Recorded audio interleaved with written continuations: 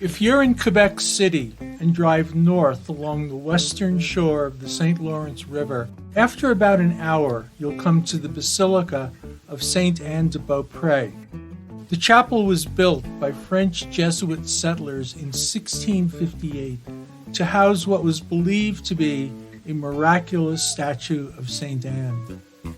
By 1688, it had become a site of local pilgrimage, and by 1707, Huron Native Americans, who in Canada are called the First Nations, were coming to venerate the saint they called Grandmother in the Faith. The first miraculous healing attributed to the intervention of Saint Anne at Beaupre was the curing of a crippled workman in 1658. This was followed by the unexplained and very unlikely safe deliverance of a group of sailors from a deadly storm in 1670. Miracles and spontaneous healings continue to be associated with the miraculous statue. Some believe in concert with the healing waters that flow in the ground beneath the church. These phenomenal purifications have continued over the centuries to the present day.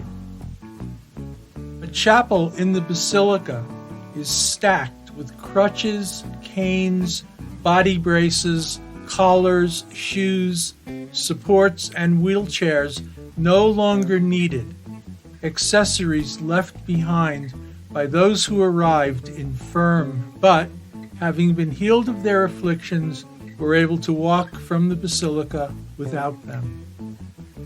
At all times, a battery of votive candles flicker in the chapel's dim light, said to be burning witnesses of the ardent faith of those pilgrims who come to be freed of their afflictions.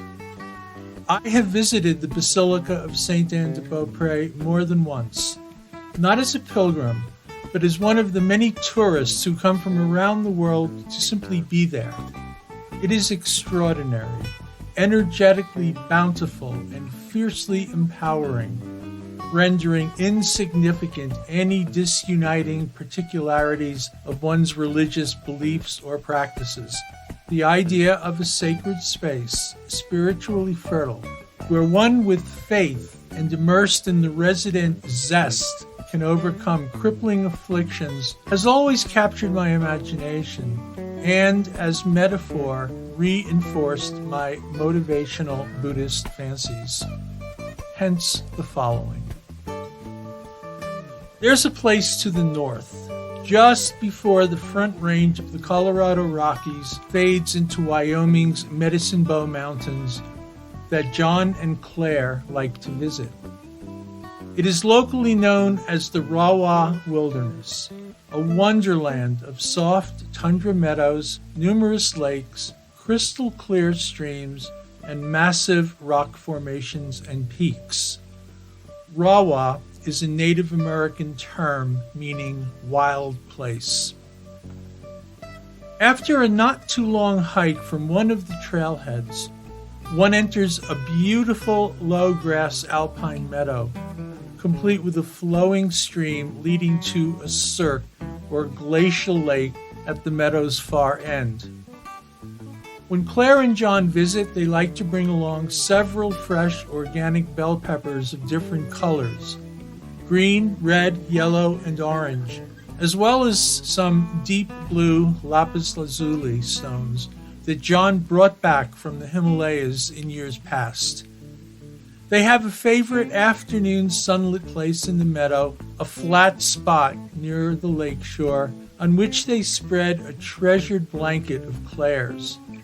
On the blanket, which is used only on their visits to Rawah, they place some votive candles, a small Chenrezig statue, and 2 sandalwood malas. Just beyond the edge of the blanket, they dig a small hole in the ground and sit together facing it. They settle into the environment, and after some quiet moments, begin to grind the lapis into a gritty powder and cut the peppers into pieces.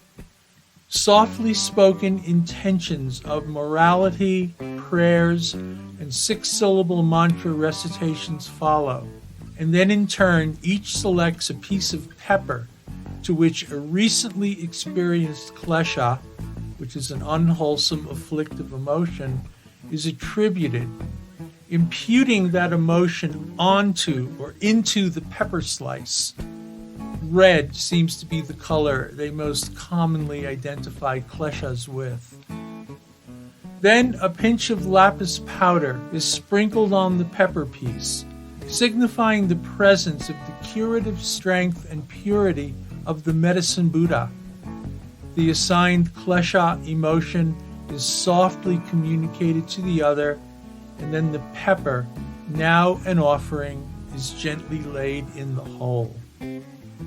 With each offering, Claire and John visualize they are helping purify the karmas and delusions of the sentient beings of the 6 realms, clearing the way for bodhicitta to arise in their minds. This is done with each piece, one after another. They take their time with this, understanding the causes for these afflictive emotions deeply seated in sentient minds are not so easily dislodged. Their practice is both solemn and joyous, at times each intensely so. Sometimes John and Claire pause and simply sit and hold hands, content to be just an aspect of it all. They talk about the Dharma, the precious teachings that nourish so many. They reflect upon those in their lives they know and care for, both human and animal. They share how fortunate they are to be there together. They also laugh a lot. More peppers go into the klesha hole, one after another, each representing and removing a mental state that arises to cloud the mind and manifest in unwholesome action, anger and grasping, frustration and arrogance, fear and greed, insecurity and envy, anxiety, depression, hatred, conceit, delusion, confusion, doubt, torpor, restlessness, craving, and clinging. And the mother of all kleshas, the self-cherishing thought, the direct progeny of ignorance. The atmosphere is spectacular. To be in the midst of such natural beauty overwhelms, so invigorating, so wholesome. With each visit, this alpine meadow has become more and more a familiar wilderness home to John and Claire. They are grateful to have found it, this natural ground that is everything they want it to be, a shared place of cleansing, of removing obstacles and limitations, of freedom, of healing, a place of release from all boundaries, a garden of bodhicitta.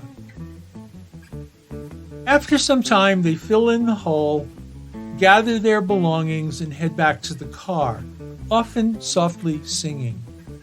With minds more open and less hindered by kleshas, their walk out differs from the walk in. The Rawah ground now seems a bit softer, their steps lighter, the wilderness colors richer, the sounds of birds heard as the enchantingly sweet ting-ting of perfect little bodhicitta bells. In each of their minds is an ardent faith, a familiar knowing, assenting a deep sense of inspired, open-minded welcome, an unshakable understanding that whatever is to come will be experienced as opportunities for virtue. Dharma moments, met and embraced with increasing clarity and ease. Good hearts, fertile minds, purified and clear, confident, hopeful, increasingly capable. Years and distance melt together, as do virtuous paths of belief and practice. It is not difficult to see Claire and John's feelings and thoughts, nurtured by Tibetan Buddhist sensibilities, as close kin to those of deep faith who, through the years, left their crutches and braces behind in that glorious French-Canadian cathedral, at long last walking freely and unencumbered into the rest of their lives. This recording was written and shared here by Mark Winwood.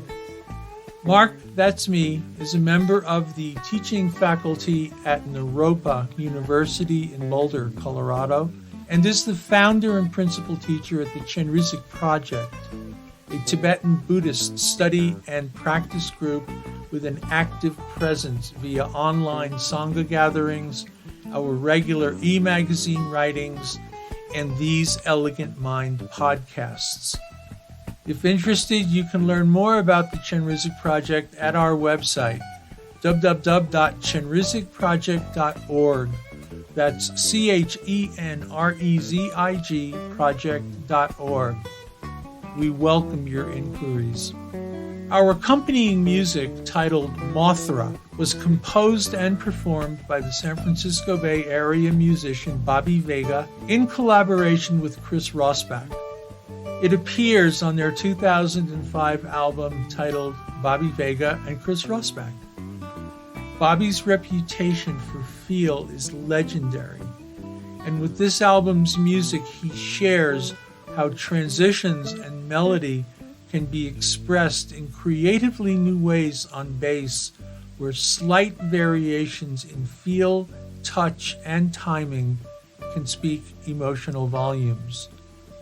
You can learn more about Bobby and his music at his website, www.bobbyvega.com. That's BOBBYVEGA.com. Or, as he's very findable online, you can simply Google his name or look for his numerous videos on YouTube. We remain grateful to Bobby for his friendship, his talents, and his generosity in sharing his beautiful music with our Dharma audience. Please feel free to share the link to this podcast with those you feel it might resonate. And as always, thank you for listening.